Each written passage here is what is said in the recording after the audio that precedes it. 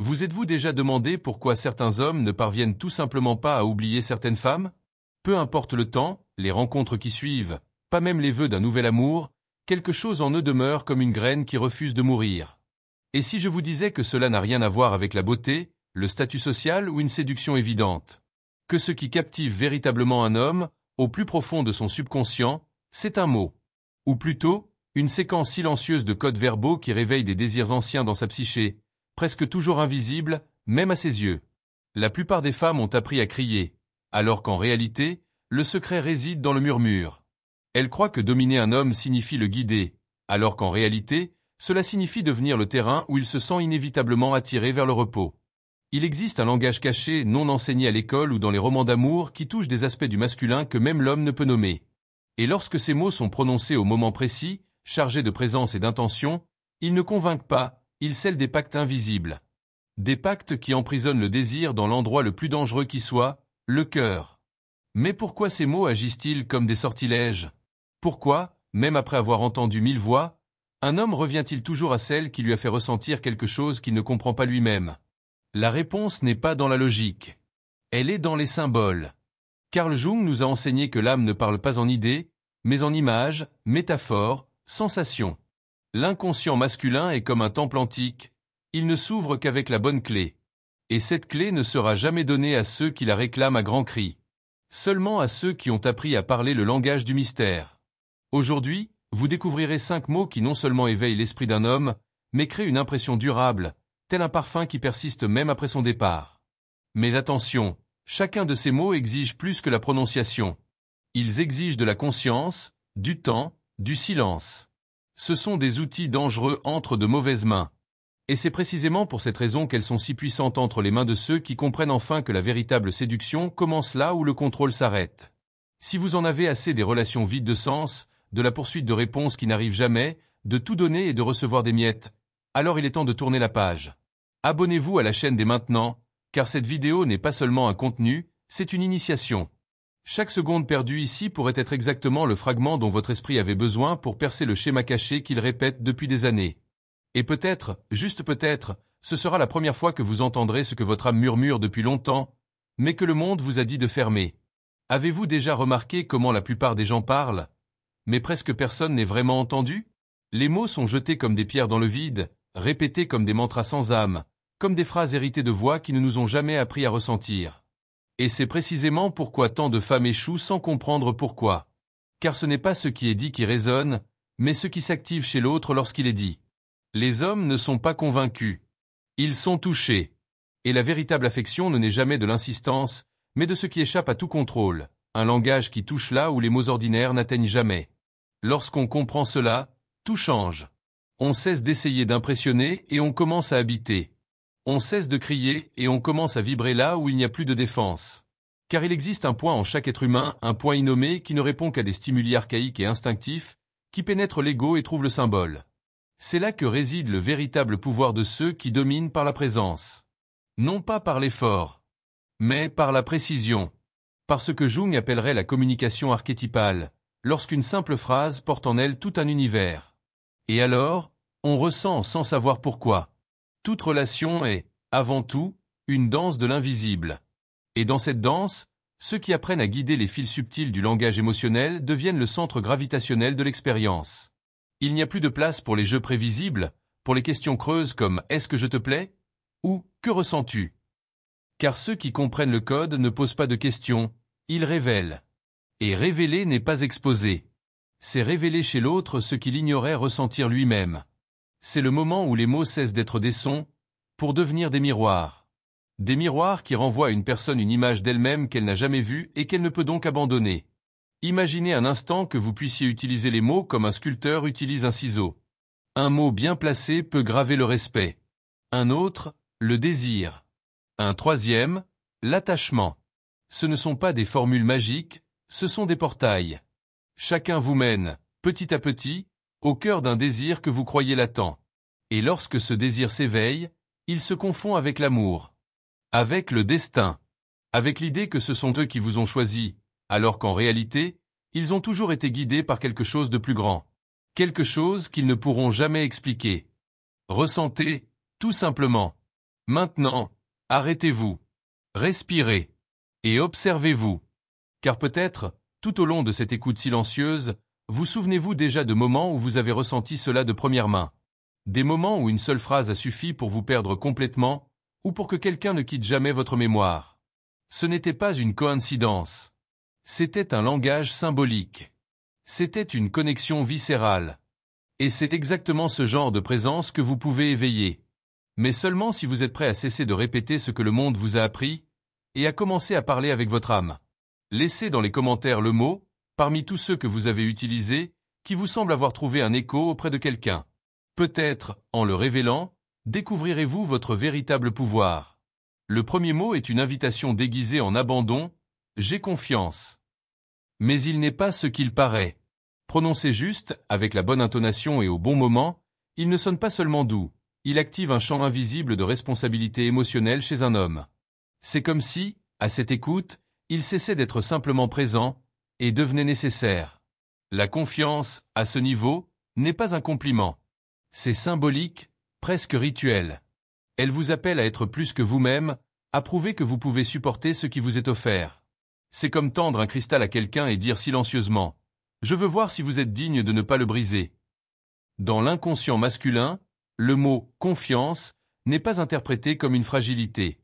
Au contraire, il active l'archétype du protecteur, du gardien, du héros silencieux qui doit défendre ce qui lui a été confié. Jung disait que tout ce que nous projetons sur autrui devient réalité dans la psyché. Lorsqu'une femme projette sa confiance, elle insuffle en lui le besoin d'être digne de confiance. Et cela le transforme. Il se voit à travers l'image que vous lui offrez. Et alors, comme dans un miroir magique, il commence à chercher, en lui-même, le reflet de ce que vous avez choisi de voir. Ce mot, bien que simple, est l'un des outils les plus puissants de transformation relationnelle lorsqu'il est utilisé consciemment. Mais il y a un danger. La confiance, interprétée comme une manipulation, ou comme un besoin déguisé, perd tout son pouvoir. Ce n'est pas le mot seul qui enchante, c'est la vibration qui l'accompagne. J'ai confiance n'a d'effet que s'il naît d'une femme entière, qui n'a pas besoin de garantie, mais choisit d'offrir sa présence. Lorsqu'un homme réalise qu'il a été choisi, non par nécessité, mais par vision, il se façonne. Non pas parce qu'il y a été forcé, mais parce que quelque chose en lui s'éveille et reconnaît qu'il mérite d'être protégé. C'est à ce moment précis que vous cessez d'être une simple présence dans sa vie, pour devenir un centre de gravité émotionnelle. J'admire. Un mot qui semble subtil, mais qui, bien placé, devient une véritable flèche vers le centre de l'ego masculin. Un homme ne désire pas seulement être aimé, il aspire à être admiré. L'amour peut être offert par habitude, par nécessité ou par attachement. Mais l'admiration ne l'est pas. Elle porte en elle le poids de la reconnaissance. Lorsqu'une femme regarde un homme et d'une voix ferme et les yeux ouverts, lui dit qu'elle admire quelque chose chez lui, elle ne se contente pas de décrire un sentiment. Elle façonne son identité. Elle montre qu'elle voit ce que beaucoup ignorent. Et cela, pour un homme, est addictif. Jung nous a enseigné que l'âme se nourrit de ce qu'elle voit. Lorsqu'un homme est vu par quelqu'un qui ne le rabaisse pas, ne le corrige pas, ne le critique pas impulsivement, mais le contemple avec un regard qui perçoit sa valeur cachée, il s'élève. Et plus encore, il se transforme pour préserver cette image. L'admiration agit comme un noble miroir, où il se reconnaît comme quelque chose de plus grand qu'il ne l'imaginait. Et cette reconnaissance silencieuse se transforme en motivation, en loyauté, en présence. Nul besoin de demander l'attention d'un homme qui éprouve de l'admiration pour vous. Elle viendra. Toujours. Car là où il y a une véritable admiration, naît aussi le désir de rester. Mais le tournant réside dans ce qui est admiré. Il ne s'agit pas de flatter ses réussites extérieures, ni de répéter des compliments mécaniques. Ce qui le touche vraiment, c'est lorsqu'on admire ce qu'il ignore posséder. Lorsqu'on nomme le courage derrière la peur, la gentillesse derrière le silence, la profondeur derrière la pause. Cela le désarme. Cela le brise intérieurement. Parce que personne ne l'a jamais vu. Et vu sous cet angle, il commence à vouloir être encore plus cela. Pas pour le monde, mais pour vous. Parce que vous l'avez vu là où lui-même doutait d'exister. Je ressens. Un mot qui, prononcé avec sincérité, a le pouvoir de briser les carapaces émotionnelles les plus rigides. Dans un monde où tant de gens fuient leurs émotions, être quelqu'un qui ressent et qui l'exprime avec fermeté et douceur est presque un acte révolutionnaire. Lorsqu'une femme dit « tu me manques », Elle ne communique pas seulement une absence. Elle révèle un espace intérieur qui a été touché, une présence qui a laissé son empreinte, un écho émotionnel qui vibre encore. Et le plus puissant, elle invite l'autre personne à le ressentir aussi, même si elle n'est pas prête. Pour cela, le sentiment est le langage de l'âme. Et quand on parle à l'âme, tout change. Dans l'univers masculin, habitué à contrôler, à cacher et à rationaliser, l'impact de quelqu'un qui ressent sans demander la permission est immense. C'est comme si, l'espace d'un instant, toutes les barrières tombaient et qu'il était invité à plonger dans une dimension où la pensée seule ne peut rien. Quand vous dites « je suis fier de toi », vous ne faites pas que louer. Vous reconnaissez le combat silencieux que personne ne voit. Vous touchez de vieilles douleurs avec des mains douces. Et dans ce contact, il y a guérison. Il y a appartenance. Il y a connexion. L'homme qui entend cela clairement, sans pression ni manipulation, commence à vous associer à un espace sûr, où il peut enfin exister pleinement. Mais attention, ressentir ne consiste pas à déverser ses émotions. Il s'agit d'habiter son propre corps avec présence, et de là, d'offrir à l'autre une vérité qui n'appelle pas de réponse. J'ai l'impression que notre relation est intense, peut-être plus séduisant que n'importe quelle promesse. Parce que cela ne parle pas de l'autre, mais de l'expérience. De la rencontre. Et c'est indéniable. Vous ne dites pas « je te veux ». Vous dites « quand nous sommes ensemble, quelque chose s'éveille en moi ». C'est magnétique. C'est dangereux. Parce que cela donne à un homme l'impression qu'être avec vous n'est pas un choix courant, c'est un événement rare, qui le touche en des profondeurs qu'il n'a jamais osé explorer. Tiens. Un mot court, ancien, primordial. Et, en même temps, chargé d'une intimité presque dangereuse. Lorsqu'une femme prononce le mot « tiens », quelque chose change dans l'air. Ce n'est pas seulement une question d'appartenance, c'est une question d'évocation. Ton sourire, ton odeur, ton silence. La façon dont tu me regardes. Tes yeux sont une manière subtile et puissante d'ancrer une perception d'exclusivité chez l'autre. C'est comme si, en le nommant, tu marquais un territoire dans son expérience émotionnelle. Car en prononçant « à toi », on dit « je perçois ce qui n'appartient qu'à toi, je m'en souviens quand tu n'es pas là, et ça m'affecte ». Dans l'esprit masculin, l'impact de ce mot dépasse la logique. Il réveille l'instinct le plus ancien, protéger ce qui est à toi et être reconnu comme unique. Lorsqu'un homme entend une phrase comme « ton silence m'en dit plus que des mots », il n'entend pas seulement une phrase poétique. Il est transporté dans un univers émotionnel où il se sent perçu non pas pour ce qu'il fait, mais pour ce qui vibre en lui, même lorsqu'il tente de le cacher. « À toi » est une façon de dire « je te reconnais »,« je te nomme ». Et cette reconnaissance crée un lien symbolique, presque rituel, difficile à rompre. Mais le secret ne réside pas seulement dans le mot lui-même, mais dans le ton, la pose, le contexte. Prononcé avec intention, « à toi » crée une sorte de charme. Un lien qui se referme sans qu'il ne s'en aperçoive. C'est une ligne invisible entre ce qu'il offre et ce que vous recevez avec révérence. Il ne s'agit pas de possession. Il s'agit de présence. Vous ne dites pas qu'il vous appartient, vous dites que ce qui émane de lui vous a marqué. Et cela l'imprègne. Car au fond, chaque homme aspire à être irremplaçable. Et lorsque quelqu'un nomme quelque chose qui lui appartient avec cette intensité silencieuse, un écho n'est qui continue de vibrer, même après le silence. Je choisis. Il y a une différence brutale entre être avec quelqu'un par hasard et être avec lui par choix. Lorsqu'une femme regarde un homme dans les yeux et lui dit, fermement et gentiment, « Je choisis d'être ici », elle ne se contente pas de communiquer une décision, elle offre son appartenance en toute conscience. Et cela, pour un homme, est désarmant. Car au fond, chaque homme porte en lui la peur archétypale de ne pas être à la hauteur, d'être juste une option temporaire au milieu de tant de distractions. Entendre qu'il a été choisi, non par nécessité, mais par décision lucide, le propulse dans une nouvelle réalité. Une réalité où l'on est valorisé non pour ce qu'il offre, mais pour ce qu'il est. Jung disait que le plus grand désir de l'âme est d'être reconnu dans sa totalité. Choisir quelqu'un, c'est voir ses ombres, ses limites, ses abîmes, et pourtant demeurer. Et demeurer non par dépendance, mais hors de vue. Quand on dit choisir quelqu'un, on le force à se regarder à travers ce miroir. Celui de quelqu'un qui ne se trompe pas, qui n'attend pas la perfection, mais qui y voit une valeur unique. Cela ne touche pas seulement. Cela l'élève. Car il réalise que, parmi tant de possibilités, c'est lui qui a été choisi. Non pas parce qu'il était le meilleur, mais parce qu'il était le bon. Et ce sentiment est extrêmement rare. Presque sacré. Mais ce mot exige la vérité.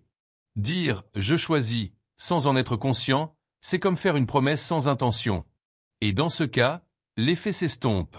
L'impact ne se produit que lorsqu'il y a présence dans l'acte. Choisir quelqu'un, c'est dire « même si je peux fuir, je reste. Même si les portes sont ouvertes, je décide de rester ici. » Et ce choix silencieux, lorsqu'il est fait par une femme entière, éveille chez un homme le désir de se rendre digne de cette permanence. Non par obligation, mais parce qu'il sait que l'amour né du choix est le seul qui mérite vraiment d'être protégé. Il existe un secret que peu de femmes connaissent. On le comprend, le pouvoir de ces mots ne réside pas seulement dans ce qui est dit, mais aussi dans le moment, la manière et la raison pour laquelle ils sont prononcés. Ils ne fonctionnent pas comme une formule rigide, mais comme des graines semées dans un terreau fertile. Utilisés à la hâte, ils engendrent la méfiance. Prononcés avec intention et en faisant une pause, ils s'enracinent profondément. Une femme qui souhaite dominer émotionnellement un homme ne le fait pas par des mots excessifs, mais par sa présence. Par le silence après la phrase juste. Par le juste équilibre entre le geste et le regard. Chaque mot doit être offert comme un cadeau enveloppé de mystère, et non comme une exigence déguisée en affection. Ces mots ne doivent pas être lancés comme des flèches dans les moments d'insécurité, mais offerts comme des clés qui ouvrent des portes intérieures. Imaginez dire « je te fais confiance » après une action qui méritait ce regard. Imaginez dire « je t'admire » au moment même où il est las du monde. Imaginez un « je suis désolé » murmuré alors qu'il a déjà appris à douter des émotions des autres. Imaginez un « ton » utilisé au milieu du chaos, lui rendant son sentiment d'unicité. Et enfin, « je choisis » au moment où il se sent superflu. Ces mots, dans ce rythme, dans ce tempo, deviennent plus que des sons. Ils deviennent des souvenirs. Gravés non pas dans l'oreille, mais dans l'âme. Mais la véritable maîtrise ne vient pas de la répétition de ces mots comme de vaines incantations. Elle naît du corps qui soutient la parole, de la cohérence entre ce qui est dit et ce qui est vibré. La femme qui sait utiliser ces mots sans hâte, sans peur et sans jeu, crée une atmosphère. Et dans cette atmosphère, l'homme a le sentiment d'avoir pénétré un espace rare, où il n'y a pas de dispute, seulement du magnétisme. Où il n'y a pas de contrôle, seulement une direction. Où il n'y a pas de précipitation, seulement de la précision. Si vous désirez ce genre de présence, commentez ci-dessous lequel de ces mots vous confronte ou vous provoque le plus. Car c'est précisément là, là où vous hésitez encore, que se situe votre tournant. Ces mots, bien placés, ne font pas que toucher, ils persistent. Ils créent une mémoire émotionnelle. Et la mémoire émotionnelle est ce qui définit qui reste et qui disparaît avec le temps. Un homme ne se souviendra peut-être pas exactement de ce que vous avez dit, mais il se souviendra de ce qu'il a ressenti lorsque vous l'avez prononcé. Et c'est ce qui le retient, ce qui le marque, ce qui le fait revenir. Ce n'est pas une question de logique. Ce n'est pas une liste de qualités. C'est la sensation d'avoir été touché là où il ignorait l'existence. Et lorsque cette sensation réapparaît, même à petite dose, il commence à associer votre présence à un endroit où il est plus qu'un simple homme. Il est vu, ressenti, choisi. Il y a un moment où quelque chose change en lui. Et ce moment est silencieux. Cela se produit lorsque, sans s'en rendre compte, il se met à chercher sa voix au milieu du bruit. Lorsque les mots que vous avez plantés commencent à résonner dans des espaces où auparavant il n'y avait que répétition. Et alors, vous lui manquez. Pas seulement vous, mais le sentiment que vous avez évoqué. L'état que vous avez évoqué. C'est ainsi que naît l'addiction émotionnelle. Non pas par excès, mais par précision. Non pas par besoin, mais par la marque. Et cette marque est presque impossible à effacer, car elle n'a pas été créée par des cris, des exigences ou des promesses, mais par des symboles. Un langage qui touche directement l'inconscient. Un homme qui se sent émotionnellement connecté à une femme de cette manière commence à protéger ce lien comme quelque chose de sacré. Il ne peut l'expliquer. Il sait seulement que lorsqu'elle parle, il écoute. Lorsqu'elle se retire, il le ressent. Lorsqu'elle apparaît, il se réorganise intérieurement pour l'accueillir. Car elle n'était pas une simple présence fugace, elle est devenue une référence émotionnelle. Un point de retour.